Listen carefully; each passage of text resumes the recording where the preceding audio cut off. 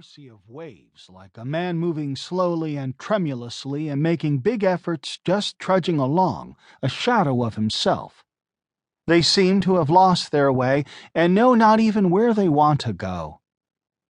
It can help to understand the strength we already have and that which we can develop. Inner strength is a subtle and intelligent quality.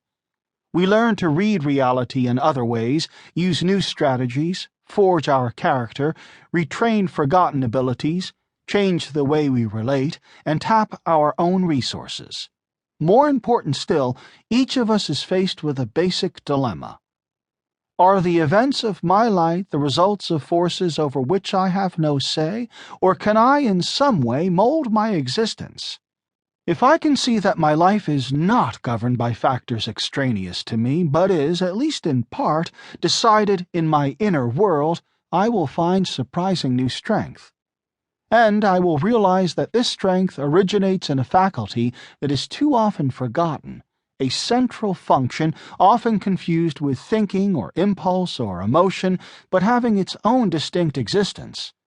This function is the will. Let us see how this is so. The will chooses between right and wrong, thus is born responsibility. The will also allows us to risk and renew ourselves, to hold a thought through time and realize a project. The will enables us to face difficulties and hardships without giving up straight away. It gives us discipline. It makes our relationships with others truer and stronger, and it leads us toward freedom. But if we delve into this subject long enough, we meet a paradox. The will is invisible, and for this reason we have been arguing for centuries. Is it real or not? It is at the source of our efficacy and our every decision. It constitutes our identity, yet we do not know if it exists. And, depending on our conclusions, we read the world around us in completely different ways. If we believe the will is an illusory idea, then everything obeys a script already written. How we behave in each situation, how we live our life.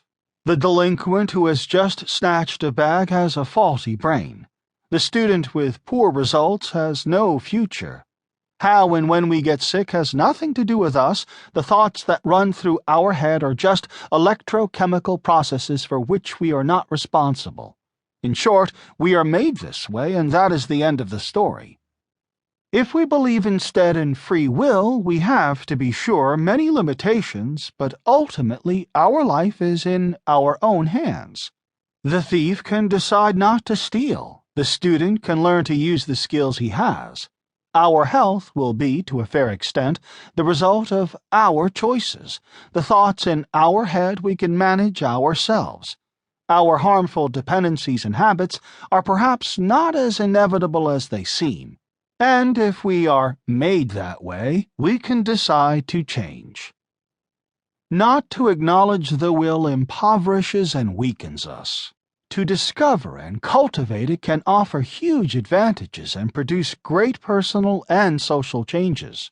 With one caveat: the will is not a given. We do not start out strong and free. Countless factors condition us.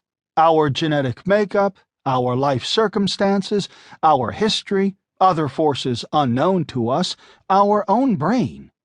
This will is a conquest.